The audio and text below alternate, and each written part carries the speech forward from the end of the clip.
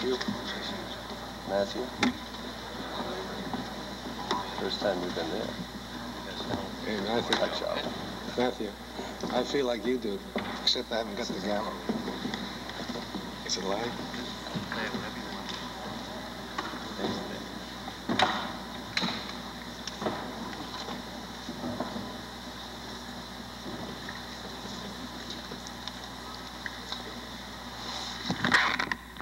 Ladies and gentlemen, the invocation will be given by the Reverend Edward Daly.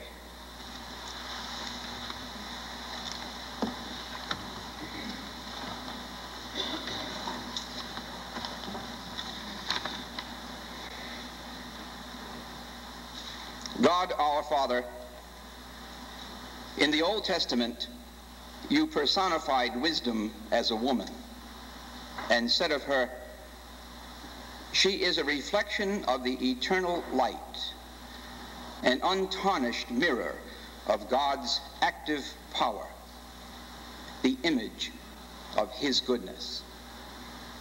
Although alone, she can do all. Herself unchanging, she makes all things new." Hear our prayer for Eleanor this day as she enters upon her new office as Commissioner of Higher Education, a woman of wisdom and of love. She has recognized that men and women most approximate your image when they exercise their intellect and will. Thus, her energies in the pursuit of excellence in higher education will have as their ultimate purpose the deepening of knowledge and the attainment of wisdom, which leads to first causes and thus to you. Help her to be courageous and unyielding in her pursuit of truth, yet sensitive to the dignity of persons. We are often reminded that a mind is a terrible thing to waste. Conversely, help us to see that the development of a mind is an awesome privilege. Enable Eleanor, who has used her many gifts to enlighten others as teacher and administrator, to provide for the young men and women of this state the highest quality of education, that they might fulfill their potential as professionals, as parents, and as citizens. Father, continue to bless Eleanor in her new role. May she ever be a reflection of your light, an image of your goodness, in a word, a woman of wisdom. Amen.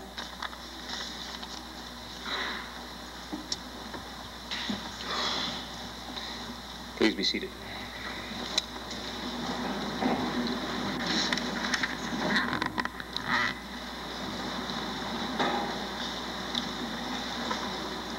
It is my pleasure to introduce to you, to bring greetings from the state of Rhode Island, the governor.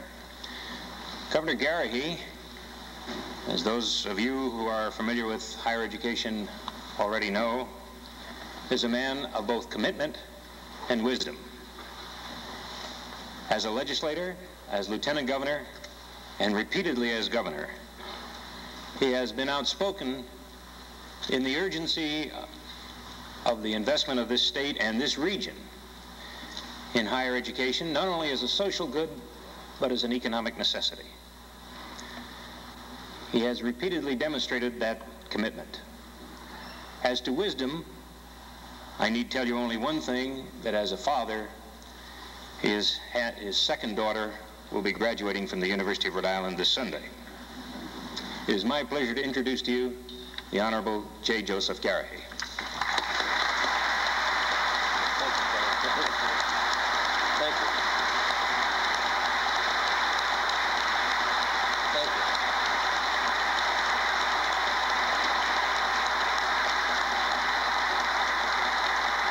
Dr. Newman, thank you very much for that kind introduction. He didn't indicate that I have 5 other children that have been spread around to various academic institutions in this state. But it's an honor and a privilege to join with the academic community today, and to so many of our distinguished Rhode Islanders from the legislature, from the judiciary, all who join us today, and to convey Rhode Island's very best wishes on the occasion of this installation of our state's first Commissioner of Higher Education, Dr. Eleanor McMahon. And we're delighted to bring the greetings. And when Dr. McMahon was first elected to this post, I commended the Board of Governors on an outstanding job in conducting a most thorough search, and said at that time that I am most pleased with the board's choice of Dr. McMahon to be our first Commissioner of Higher Education. The appointment of this unique individual is certain to launch the state's new structure of educational governance in an appropriate and a positive direction. Dr. McMahon has proven these words time and time again in just a few short months since she has become our Commissioner. The election of such an outstanding educator to this important position has brought honor to our Board of Governors and to our entire state. And I want all of you to know that I have admired Eleanor since the time I first became acquainted with her while I was serving in the Rhode Island State Senate. Her well-established regional and national reputation, combined with her intimate knowledge of our own state of Rhode Island and her exceptional personal qualities, make Eleanor McMahon the personification of the term educational leader. And as governor, I have taken full advantage of this outstanding resource. Eleanor has already become an integral part of state government. For example, I have asked Eleanor to play a major role in developing our state's response to the changing needs of our economy. Indeed, Eleanor has asked me to take this opportunity to announce a very important initiative that we hope we will have a major impact on our educational system in the future of our state. On March 16th, the New England Board of Higher Education's Commission on Higher Education and the Economy of New England released a report entitled "The Threat to Excellence." That report pointed out that New England's preeminence in the high technology field was being threatened by increasing competition from other regions. The Commission also made numerous suggestions as to how education, business, and government could work together to address these challenges and to ensure that New England and Rhode Island maintained its competitive strength. And we in Rhode Island have emphasized the importance of high technology, education, and what they hold for the future prosperity of our state. And as governor, I've made a personal commitment to attract types of high technology industry to Rhode Island and to encourage expansion of the high technology industry. This effort has involved not only our Department of Economic Development, but just as importantly, Rhode Island's education community. The link between education and high technology is a strong one, a necessary one, and a vital one for Rhode Island. We must endow our students with the skills that they will need in order to be productive citizens contributing to the health of our economy. The encouragement of the economic development without an equal emphasis on education is a prescription for failure. And since the release of that report, I've asked Eleanor, Dr. Pontarelli, the Commissioner of Elementary and Secondary Education, to work with me on developing our state's response. I'm pleased to announce to you today that as a result of those discussions and our own great interest in the high technology area, I will be forming the Committee on Higher Education and the Economy of Rhode Island to follow up on the New England Board's recommendations. And this committee will be charged with holding public hearings on the issues raised in the report, The Threat to Excellence. The goal of these hearings will be to identify avenues through which the public and the business sectors might facilitate the contribution of higher education institutions to economic development in Rhode Island and in the region. These recommendations will be made to me through our own Board of Governors for Higher Education, and for action and for follow-up. And I'm pleased to say that Terry Murray, the president of our Fleet Financial Group, has agreed to chair this most important group. And the creation of this committee is a continuation of our efforts and emphasis on high technology industries and education in Rhode Island. Present economic conditions make our current efforts all the more important to our people and to the future prosperity of our state. And for I have no doubt that our future lies in this direction. We must be prepared to seize the opportunities that are before us and not allow them to slip from our grasp because of inaction or lack of preparation. Our education system is our most important resource to that end. And our investment in education is an investment in our future that will reap dividends beyond our most expansive dreams. And perhaps our commitment can be best summed up by quoting a famous American novelist, Thomas Wolfe. To everyone his chance, to everyone, regardless of birth, a shining golden opportunity. To everyone the right to live, to work, to be himself, and to be whatever his vision can make him. This, seeker, is the promise of America. And I know that Eleanor and our Board of Governors for Higher Education and our entire education community stand ready to help us to fulfill that promise. Eleanor, we wish you well. We hope that your tenure as commissioner is long, satisfying, and successful. Congratulations.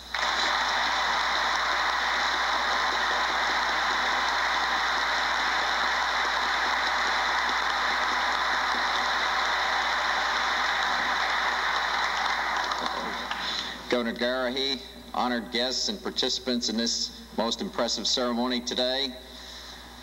Eleanor McMahon is not the only first. She is, of course, the first commissioner of higher education that this state has ever had, but Albert E. Carlotti is also the first chairman of a board of governors that this state has ever had. He, as you know, previously served as chairman of the Board of Regents. It's been my privilege to work with Mr. Carlotti for the past 4 years, and now I'd like to introduce him to you so that he can bring greetings on behalf of the Board of Governors for Higher Education. Mr. Carlotti.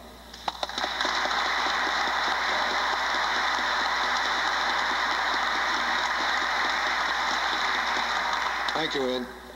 Reverend clergy, Governor Garrahy, fellow members of the board, guests, and friends of higher education in Rhode Island and New England.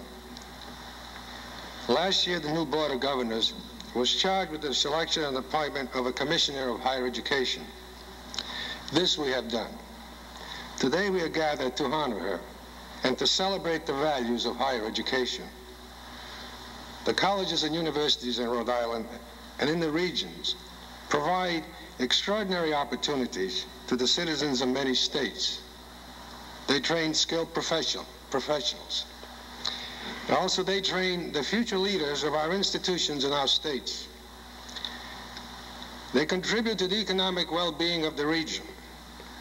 They uphold the high standards of excellence as they transmit the knowledge and values of our society and explore new fields. The students and faculties of our colleges and universities enrich the minds and hearts of us all. I bring the greetings of the Board of Higher Education, but I speak for the trustees of all higher education institutions when I say, join me today in celebrating the continuing contributions and importance of higher education.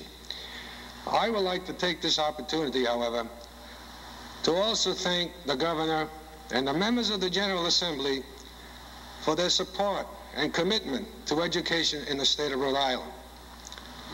Last year, they made available to the University of Rhode Island an additional $440,000 for the College of Engineering. As most of you know, this year they made available $1 million for high technology programs, and you have heard the remarks that the Governor made as to his interest in developing this program. I would like to give you some interesting facts about another organization, another authority, which is the Rhode Island Higher Education Assistance Authority. It's a two-part organization. One guarantees loans to students, and I was told this morning that as of this moment, we're guaranteeing $150 million for students who have borrowed money from the various institutions in the state. The other, and just as important, is the grant program. Since Governor Garrahy became governor, that program has grown from $2.3 million to $6 million. As of this morning, we have committed to 10,000 students over $6 million, and these grants are based on need. An individual can go to any college of his or her choice. The money follows the individual. We have complete portability. And this we owe, ladies and gentlemen, to the wisdom of the governor and the General Assembly. And for that, I thank them very much on behalf of the Board of Governors and the students and the citizens of this state. Thank you.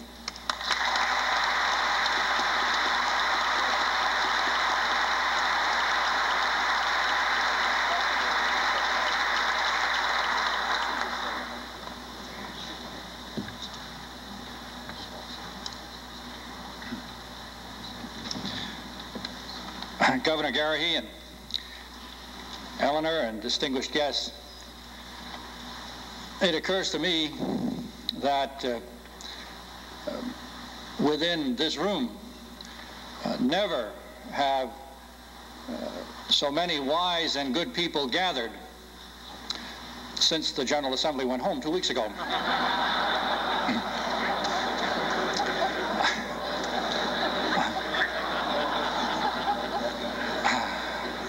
I did my apprenticeship, Eleanor, under a chancellor in Minnesota who said that the General Assembly giveth and the General Assembly taketh away. Blessed be the name of the General Assembly.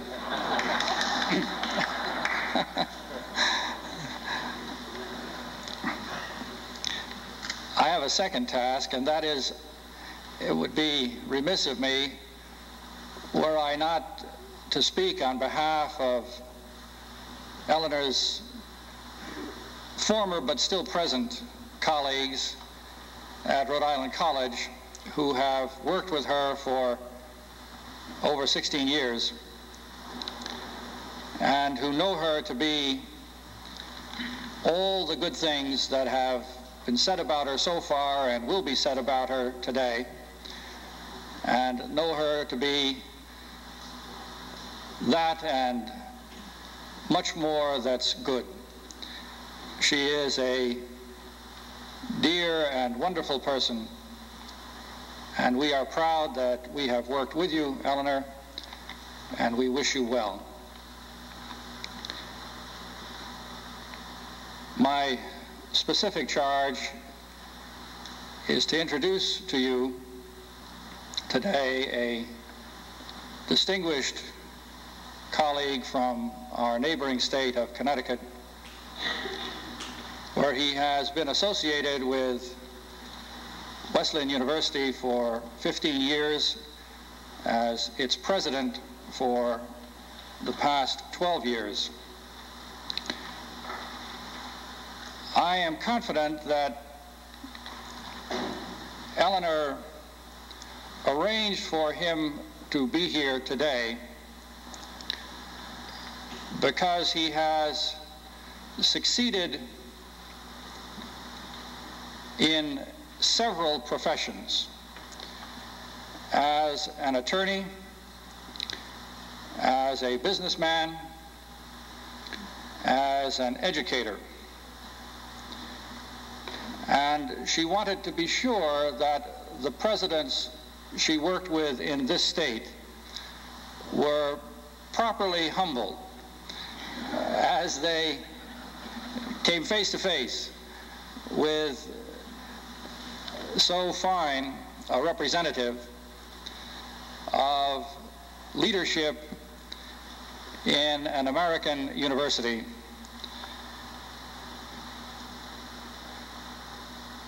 President Colin Campbell is known throughout American higher education for his superb leadership, not only of Wesleyan, but of the New England Association of Schools and Colleges, our regional accrediting association, and a wide range of other activities which have enabled him to set goals and to provide the momentum which have resulted in the achievement of goals that have blessed now several generations of students. It is indeed a privilege to introduce to you as our principal speaker today, President Colin Campbell of Wesleyan University. President Campbell.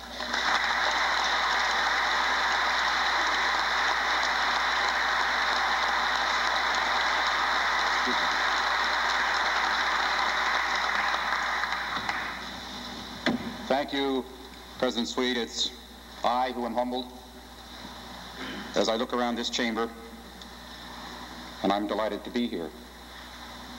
Reverend clergy, Governor Garahy, distinguished colleagues in higher education, other distinguished guests and ladies and gentlemen.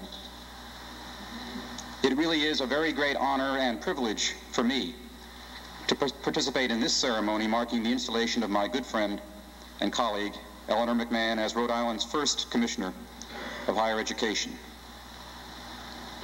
My association with her began as the result of our shared commitment to a strengthened process of voluntary peer accreditation. She was a distinguished member of the Commission on Institutions of Higher Education of the New England Association.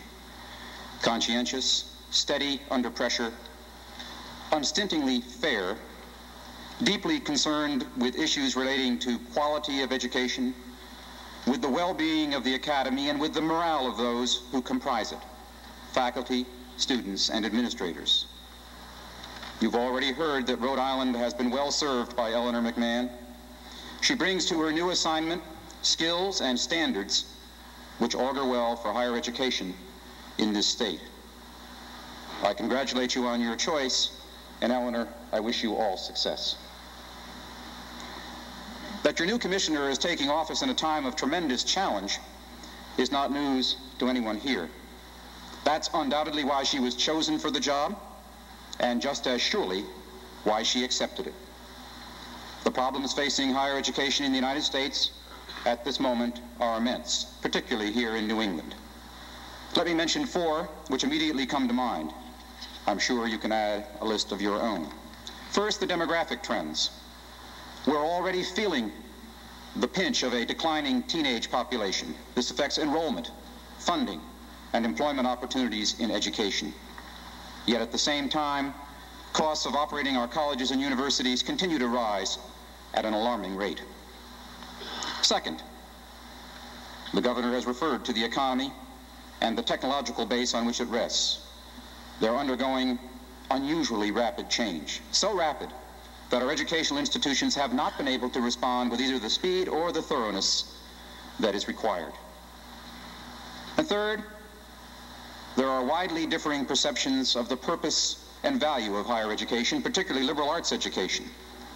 This confusion of attitude hinders understanding and inhibits support of higher education, both public and private. And fourth, the role of the federal government in its relation to higher education is threatened by proposals for radical transformation. Legislation to cut back student assistance programs in Washington would markedly decrease both access and choice for able young people, the very young people our economy will sorely need in the years ahead. These are some of the awesome problems facing higher education. They require thoughtful and imaginative responses from our educational leaders and from our public officials, and it's quite clear to me that in both cases in Rhode Island, those thoughtful responses are forthcoming. But we have no time to waste. Many of you, I'm sure, are aware of the report to which the governor referred. That title, A Threat to Excellence, is, I think, particularly apt. It's a candid assessment of New England's situation. Looking ahead through the 1980s and beyond, the report says bluntly, the ability of our colleges and universities to remain a positive force in the region's economy through their capacity to educate is no longer assured. Such a conclusion, I think, is particularly worrisome if we accept the Commission's view, and I do, that the knowledge intensity of our region may be a key, if not the key, to the future prospect of New England. Clearly, this analysis by representatives of finance, business, education, organized labor, and government is a cause for concern. And the data in the report surely offer convincing support for the conclusion that there has been a fundamental weakening of the public school system in New England, that the region has lost its competitive edge in terms of the capacity to finance higher education, and that there is a growing national perception that New England is an area of declining economic opportunity. Now, let me emphasize quickly that I do not regard this report as a message of doom, nor did I accept your invitation to be here today to tell you, Eleanor, that your task is hopeless. Far from it. But the report is an alert. It's an alarm bell, a warning we can't ignore. It reminds us that higher education and the economy of our entire region are inextricably interrelated. They form a symbiosis. Each is dependent upon the other. Higher education cannot expect to thrive in a region where the economy is stagnating. And the region cannot thrive when education lags. Both higher education and business and industry face huge obstacles that will not be easy to overcome. But they're not insurmountable either. It's time to get started before what might be termed temporary setbacks take on the characteristics of a full-scale decline. One of the important recommendations in the committee report, perhaps the most important, is the call for the formation of that committee which the governor has announced this morning. I really applaud him and all of you who have participated in this decision. It's urgent that we in each of our states develop a consensus on educational priorities and a workable plan for addressing those priorities through these committees. The process can, and I think it will, become the focal point for a broadly collaborative effort to strengthen the relationship between our institutions of higher education and the region's business institutions. If I were to ask to address some points of attack, I would offer three. First, far more extensive and effective interaction is needed between academics from both public and private institutions and key representatives of New England business and industry. Second, considerably greater attention to the funding of higher education throughout the region, again, both public and private, and from both public and private sources, is called for. And third, the deterioration in the public school system on which ultimately both higher education and the economy depend must be halted and reversed. These are urgent matters, as the Commission report documents. They are also a chance, I think, a chance of a lifetime, if we only seize it. Corporate leaders in my state of Connecticut have for some time been expressing concern that our educational institutions have not been responding to their needs, the needs that they've identified as essential for their continued growth, and even their presence in our region. Some companies have gone to enormous expense to establish their own educational programs, in part at least because they perceive inadequacies in the learning opportunities afforded their employees by our colleges and universities. One business leader in Connecticut has even suggested that such in-house educational ventures may of necessity be the wave of the future. He cites the current adverse conditions in higher education, high fixed costs, dropping enrollments, and the prospect of federal cutbacks as reasons why this may be a time when educational institutions and whole systems cannot reach out to business and to industry. Citing the same reasons, high fixed costs, dropping enrollments, and the prospect of massive federal cutbacks, I conclude that this is precisely the right time for business and for higher education to reach out to one another. Times of trouble are also times of great opportunity. Mutual need often stimulates effective action.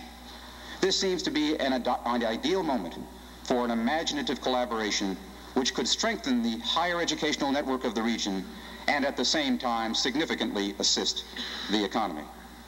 Every college and university has an enormous burden of fixed costs. Physical plant, which must be heated and lighted and protected, salaries and benefits, equipment, and so on. This burden can be reduced if we make more effective use of our physical plant and other educational resources. We can help meet the needs of business and industry through new programs conducted on our campuses, or programs which members of our faculty are called on to design and to teach at business facilities. There are many possibilities beneficial to both education and to business, if we're imaginative enough to envision them.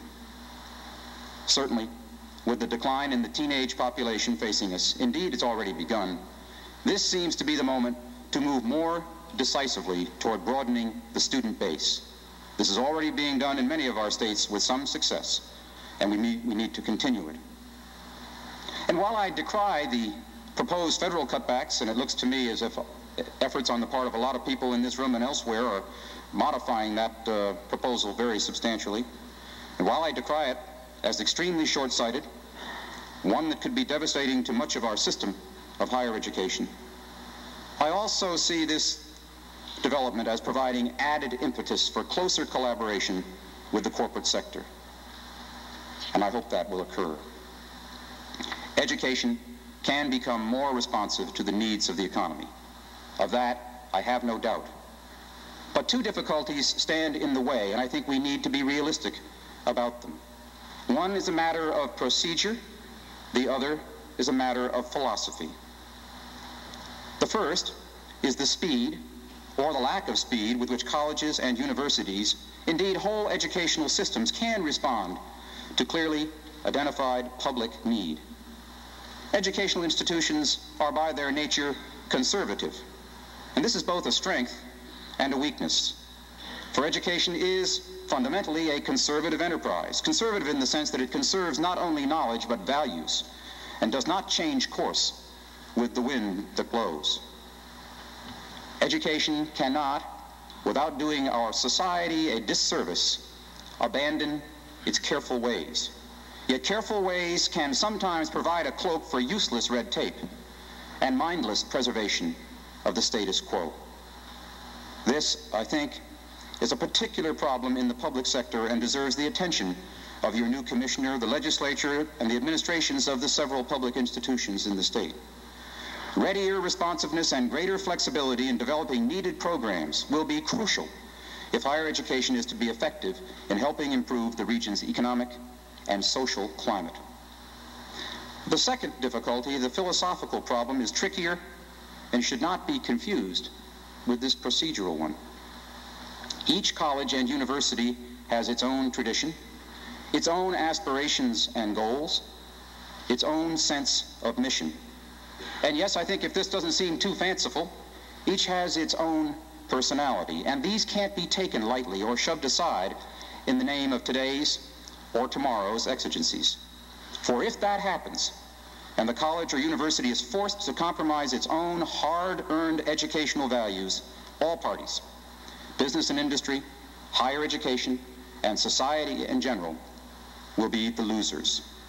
Every college or university, whether independent or public, has a public trust. That trust requires that the institution stand for something, that it be a genuine educational entity, not a specialized training center with a curriculum that is dictated by others.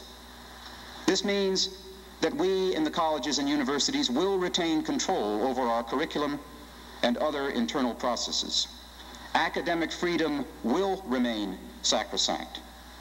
But with this understanding, we can still be free to explore all manner of collaborative experiments.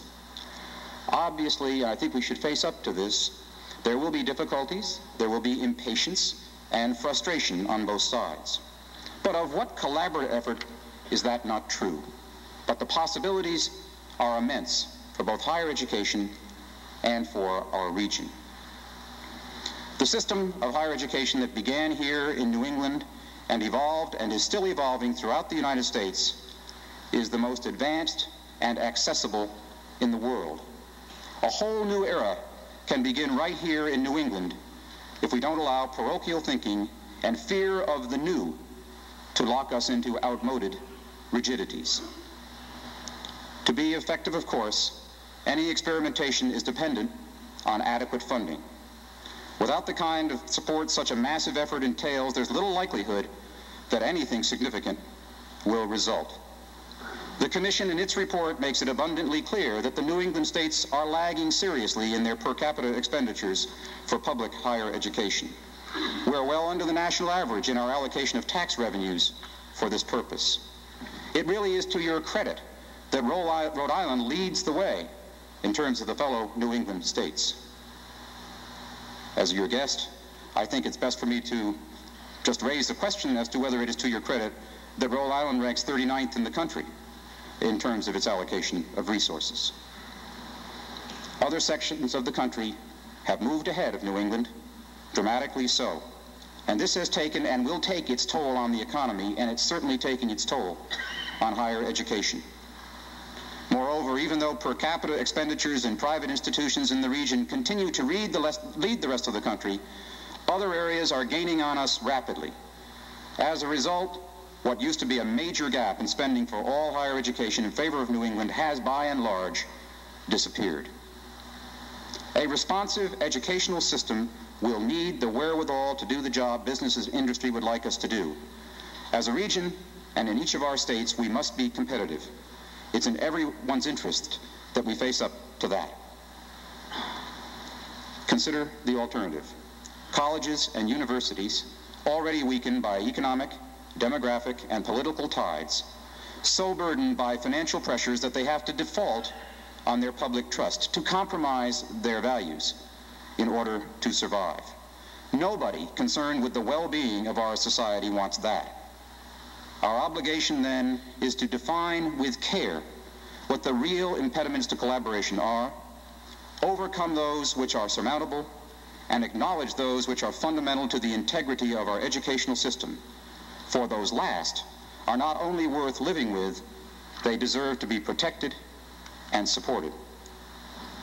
At the same time, we must establish far greater understanding of higher education's funding needs in all chambers such as this one throughout New England, in corporate boardrooms, in the Congress of the United States, and among those who have reaped the personal advantages of better, more satisfying lives by virtue of the opportunity our colleges and universities have afforded them. I think that a dangerous notion persists because colleges and universities have been around a long time and have been responsive to the needs of the society and the economy in their fashion, they can be counted on to continue in that vein without others of us making sacrifices on other fronts. It really isn't so, and we ignore that reality at our peril. And finally, there is the task of reinvigorating the public school system. If this region is to flourish, it needs educated men and women. And education, we must constantly remind ourselves, really doesn't begin in the colleges and universities. It begins in the grades. Perhaps it's there, in the grades, that the most important learning takes place on which to build. Now, I know that it's been quite fashionable to tongue-lash primary and secondary programs and lay all the blame for educational deficiencies on them. That's not my intent. In fact, I think we ought to stop that. Instead, we need to decide just what it is we want those schools to accomplish and to say so in unambiguous terms. The Commission report affirms that a healthy public school system is crucial not only to the quality of higher education but also to the vitality of the economy. Specific steps are proposed in such areas as teacher certification and evaluation, curricular review and innovation, and cooperative activities with business and industry. Let us admit that a state or a community usually gets the schools it deserves. And if many public school teachers, administrators, and board members feel abandoned, psychologically as well as financially, they do so for good reason. There are plenty of shortcomings and failings in our primary and secondary education, but we are short-sighted if we assume the fault for these lies wholly or even largely with the schools. In the first place, I don't think our society sends out clear signals to those responsible for educational policy and practice. They're confusing and even contradictory. Educate for excellence and educate for equality. Educate for adjustment to society and educate to adjust society. Educate for individual growth and educate to meet community needs. Educate so that students can make a living, and educate so that they can lead meaningful lives. To the extent that the society sets such potentially and worthy but conflicting goals for its schools to pursue, it should expect some difficulties, some conflict about priorities. Those in positions of responsibility need guidance, constructive criticism, and support in resolving these dilemmas. And frankly, I think the colleges themselves must bear a fair share of the burden of blame for this situation. We've been unclear in the messages we send back to the schools. We can hardly claim consistency if on the one hand we drop foreign language proficiency as a requirement for entrance, and on the other, castigate the schools for not teaching foreign languages. The same could be said of our expectations in history, in science, in mathematics, and other areas of the curriculum. If we have such expectations, and we do, we must articulate them clearly and persuasively, and we must stick to them. One result of our failure to do so is that colleges and universities, both large and small, public and private, are forced to spend precious time and resources teaching elementary subjects that ought to have been learned much earlier on. What this does is to deprive the student of the opportunity to exploit his or her college education to the fullest, and in the long run, this cheats society. Critics of the schools, then, will need to become much better informed and more involved. And when I say critics, I mean certainly the colleges and universities. Neither in terms of social responsibility nor of self-interest can higher education be content with an arm's-length stance. Most colleges and universities, public and independent alike, have too long remained aloof from our schools, as though we thought we could carry out our particular missions in a vacuum. In turn, I think most schools, even if they've considered it, have been too timid to cultivate working relationships with higher education. We no longer have the luxury of this approach. We must, at the college and university level, establish much closer working relationships with the schools and assure businesses and industry that there's a role for them in this process as well. Collaboration can and should be wide-ranging. We live in a society where laser beams and space exploration, pacemakers and heart transplants, communication satellites, test tube babies, pocket computers, and genetic engineering are today's realities. These and other technological advances are transforming our economy with enormous possibilities for good and for ill. Industry is becoming increasingly dependent on a wider range of scientific and technological understanding. Yet most of us, I confess, I'm one of them, remain technological illiterates. Such a national problem has serious implications not only for the economy but for defense, health, conservation, public safety, and virtually every aspect of life. And for New England, as the governor pointed out earlier, this has particular relevance. We can see it reflected in our daily newspaper. Unemployment is high, but many industries are desperately seeking highly skilled workers to fill positions in high-tech fields. Where are they going to come from? How long can industry wait in one region before it seeks other locations where skilled manpower is more apt to be found, or where educational systems are more responsive? It may be a broad generalization, but I think it's essentially true to say that New England's economy is in good part tied to high technology and service industries. Both are fundamentally knowledge-oriented. We can already see that those unable to utilize knowledge are being deprived or are depriving themselves of the opportunity to be fully productive citizens. As business and industry become more diversified, they require an ever wider variety of skills and capacities at all levels, from the machine shop to the boardroom. If our region is to thrive, to regain the commanding lead it once had in higher education and in industry, it will require an educational revolution comparable to the technological revolution that is now taking place before our eyes. The colleges and universities, all of higher education, can remain aloof from the economic needs of the region only at their own peril. That's reason enough to press for imaginative collaboration with business and industry. But in doing so, I'm not suggesting that our colleges abandon or in any way lessen their commitment to the arts and natural sciences, the humanities and social sciences. Of course not. We need as never before an understanding of history and a familiarity with foreign cultures. We need all that the liberal education traditionally implies. For the more complex society becomes, and the less predictable it becomes, the more we're going to need those people who are educated to cope with the unknown and the unforeseeable.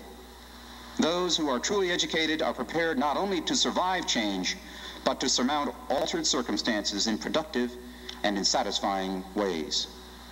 After all, liberal education is more than schooling in the development of skills and the utilization of information and ideas, crucial as they are.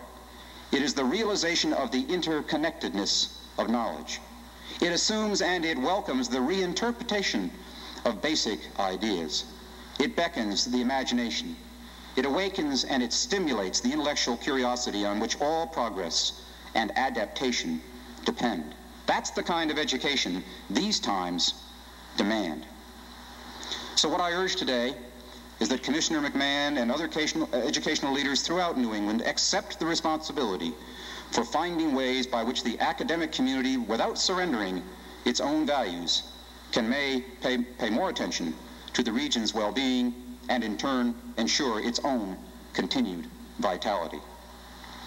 There are numerous means by which to transform a society, and recent history supplies a wide range of examples, some heartening and some horrifying. Here in our own country, and I'm sure in this room, thinking people at virtually every point of the political compass seem agreed that our society requires transformation, though I think they would disagree sharply as to direction and to method. But of one thing we can be sure: of all the means by which a free society can transform itself, the safest and surest is through the instrument of education.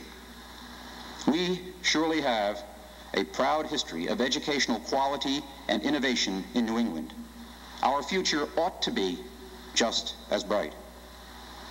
Here in Rhode Island, you are fortunate indeed to have such an illustrious group of educational leaders with the broad vision, the ability, and the will to lead the way. In today's uncertain economic climate, this is going to be anything but an easy task. But I have no doubt that with the kind of understanding and support I sense here today, and particularly from you, Governor, I sense that Eleanor McMahon and others will take full advantage of this opportunity. So, Eleanor, I wish you and your fine state every success as Rhode Island and all of New England undertake this transformation.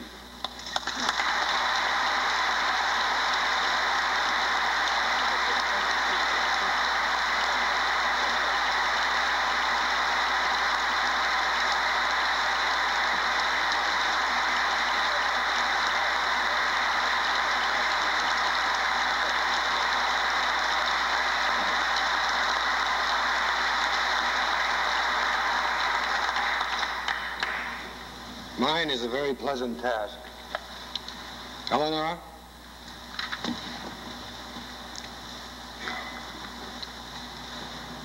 I would like to read this citation. Ecclesiastes reminds us, and I quote, "To everything there is a season. Certainly no season could be more right than the present one for you to become Rhode Island's first Commissioner of Higher Education, Eleanor McMahon. For you bring to higher education, at the advent of its perhaps most challenging season, precisely the kind of leadership that it requires at such times. First, there are the qualities of intellect, with which you have been so richly blessed. The scholarly temperament, the laser beam powers of concentration, the insistence on examining alternatives, the unwillingness to act without first reflecting, or to reflect without later acting. The tough-mindedness to persist in asking the hard questions, and the wisdom to listen with an open mind. Then, too, you manage to squeeze the maximum value out of each of these gifts by bringing to bear a legendary capacity for what can best be described as good old-fashioned hard work.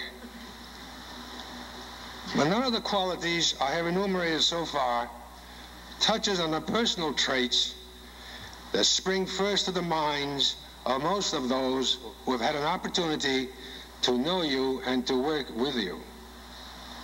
The integrity of character, the concentration on substance rather than on appearance, the tolerance of others' foibles, the ready wit and sense of humor, and finally, and perhaps most memorably, the warm, down-to-earth authenticity that consistently characterizes your relations with people of all stations in life. In the word Eleanor McMahon, you are a lady and a scholar, and it gives me great pleasure, on behalf of the Board of Governors for Higher Education, to install you officially as the first Commissioner of Higher Education of the state of Rhode Island.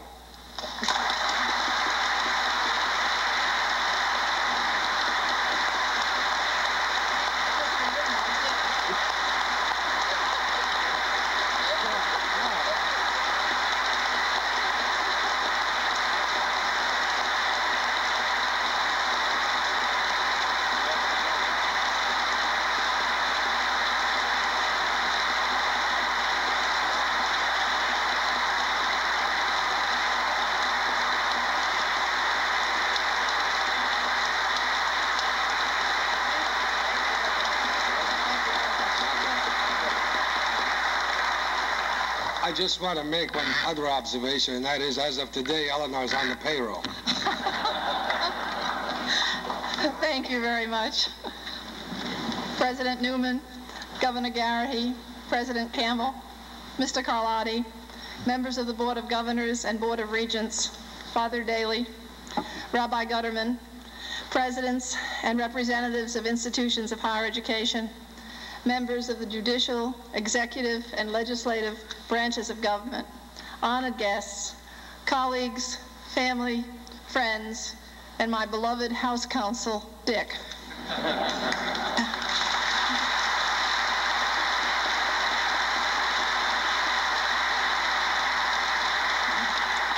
I am most grateful to all of you for your presence here today and for the many kind, or rather I should say indulgent, words which have been spoken. I accept these not as personal tributes, but rather as expressions of the significance of higher education in the life of our society and of what I should be as Commissioner of Education. I am especially grateful to Colin Campbell for his brilliant presentation. Colin is rightfully recognized as one of this nation's finest college presidents because he manages well people, programs, and portfolios, and because his administration is characterized by qualities of humaneness, wisdom, and the ability to balance excellence and access, academic rigor, and social commitment.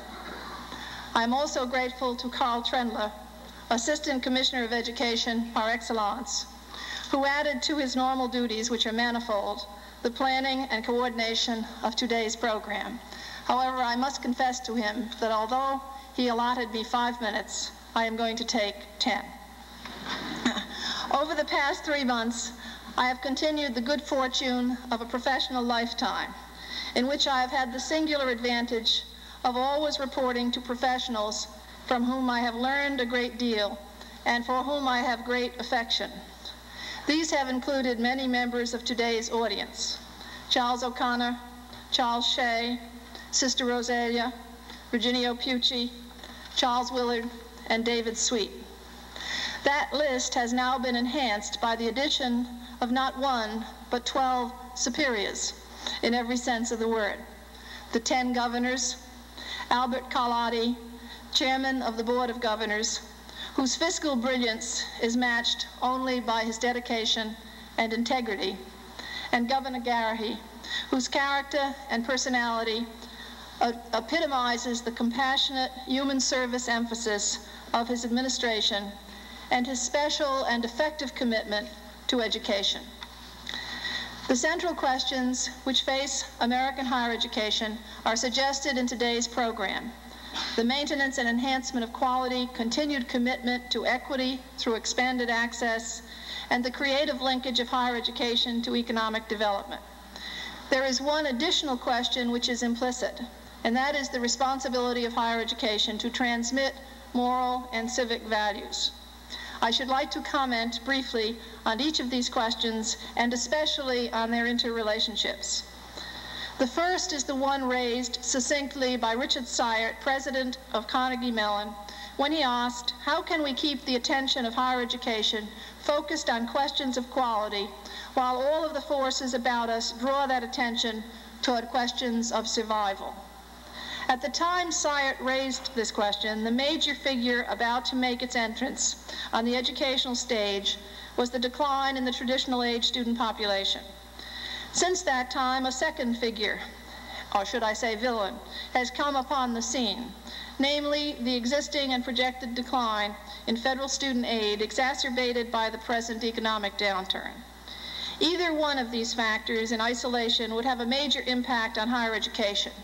Intersection of the two is formidable indeed. But is it not more than just interesting that as we face critical problems of demography and finance, we hear across this land calls for higher standards in post-secondary education, whether in terms of a more demanding general education program, an end to grade inflation. One of the best ones I heard the other day was about the college in Louisiana that just created a grade of V, which stands for student vanished.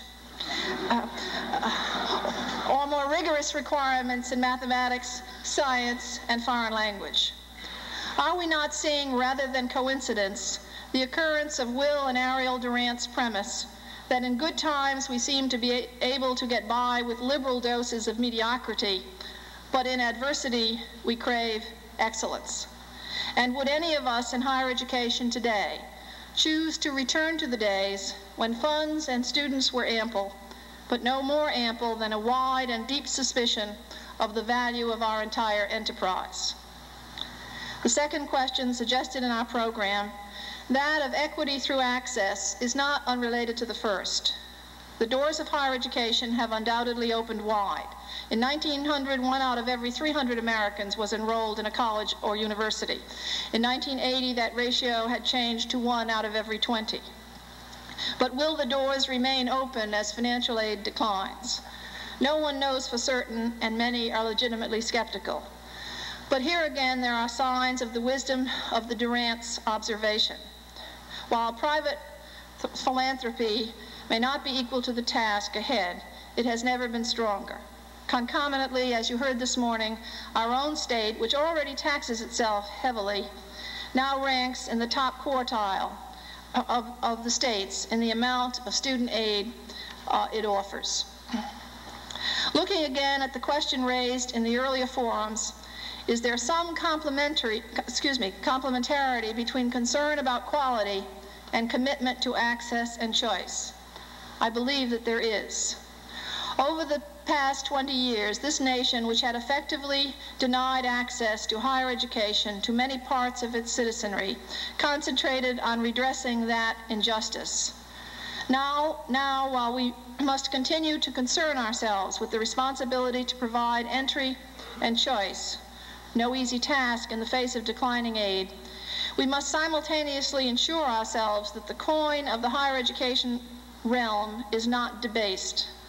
It would be a tragic irony indeed if over the next 20 years higher education provided less quality to the greater numbers now able to obtain it. With reference to the third question, that of the interrelationship between higher education and the economic health of this region, we are fortunate to have as a map, both geographic and conceptual, the study of the New England Board of Higher Education. Today, Dr. Campbell has taken us a giant step further with his incisive analysis of that report, and Governor Garrahy has given us a process, a charge, and I am sure will give us an able and generous committee led by Terry Murray, which will most certainly respond effectively to the NEBI challenges. Here again, I would note the significant interrelationships between our forum topics of technology, quality, and equity. Taken as a whole, we are failing to prepare ourselves for a technological society.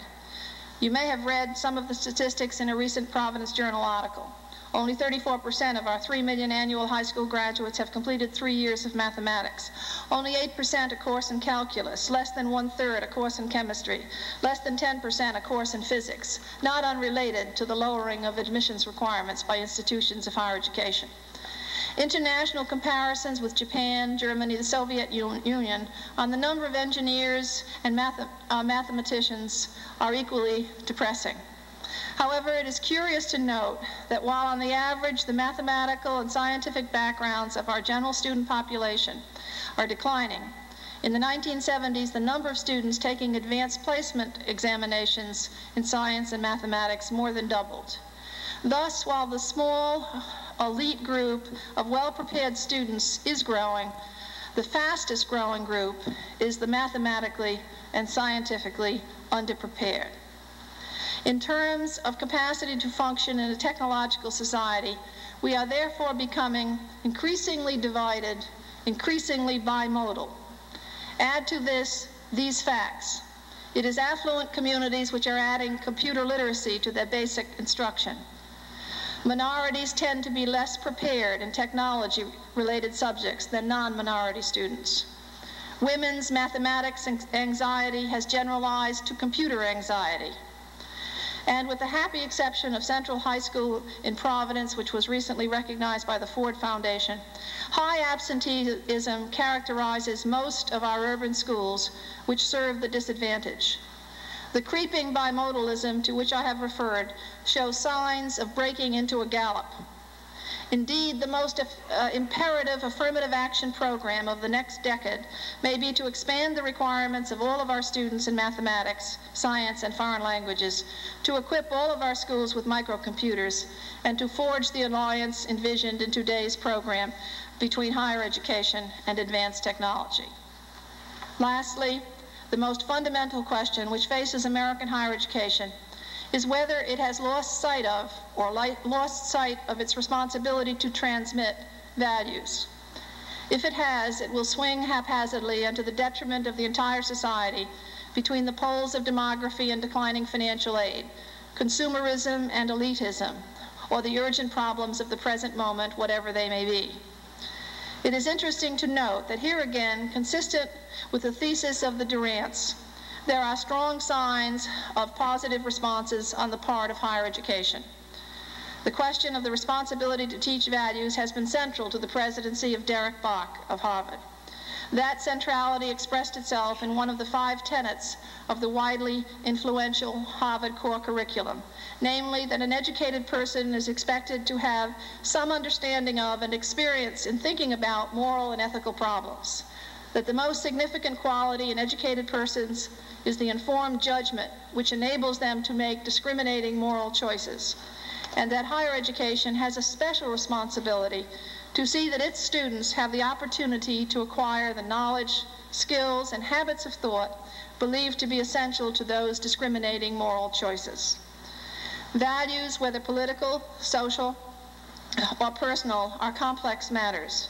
This fact was brought home brilliantly last Saturday in the commencement address at Rhode Island College of James Billington, director of the Woodrow Wilson International Center for Scholars. Dr. Billington examined the notion of liberty in American society. His theme was that the American Revolution differed from all other revolutions in that it was a movement away from simplicity, a movement to a complex constitution and a system of checks and balances in a multi-layered federal structure of power. The American Revolution was and is the antithesis of the simple slogan, the simplistic solution.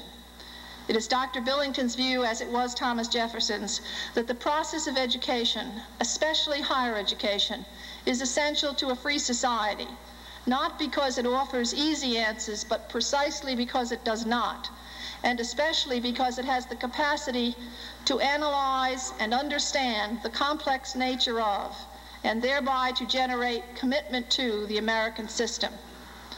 It is to the transmission of the ethical values called for by Derek Bach and the civic values called for by James Billington that we in higher education must commit ourselves.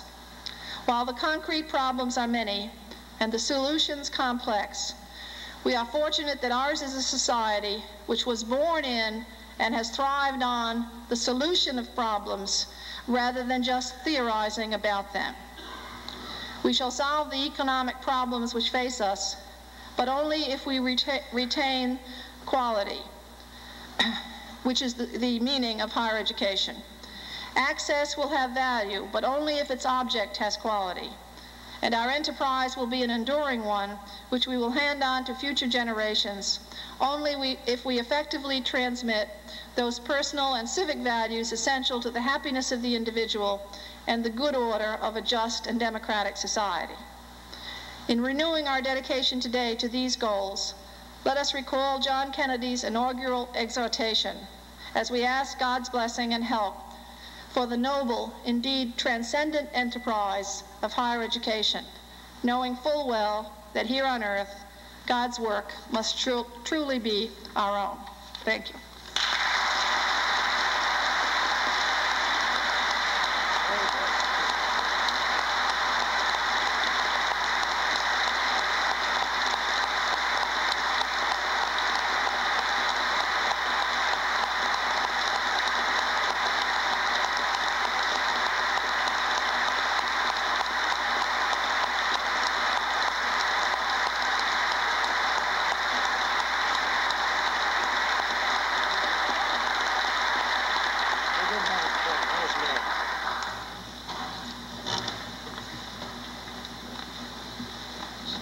This is for me, I guess. Sometimes the governor gets a pleasant task also. Eleanor, we're delighted and we want to wish you continued success, and we know that education is in good hands in Rhode Island. Thank you, Governor.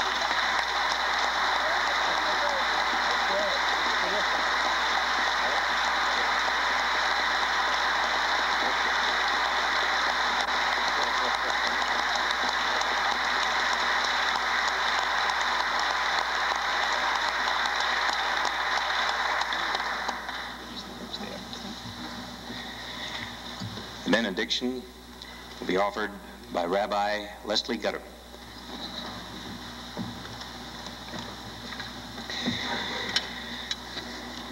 In this moment, draw us to yourself, Lord. Continue to guide and guard Eleanor McMahon, who assumes the mantle of leadership. May she augment the bread of information and instruction with the ointment of affection and character. Imbue her with the spirit of humaneness and courage, and the love of justice and truth. May others uphold her hands by encouraging her and restraining the tendency to criticize those whose responsibility makes them an easy target. Bless your servant Eleanor with many years of achievement. Uphold her in loving kindness and crown her with your favor. Send us forth together in power and gladness, that we may enhance wisdom, make peace, and grow in love. Amen.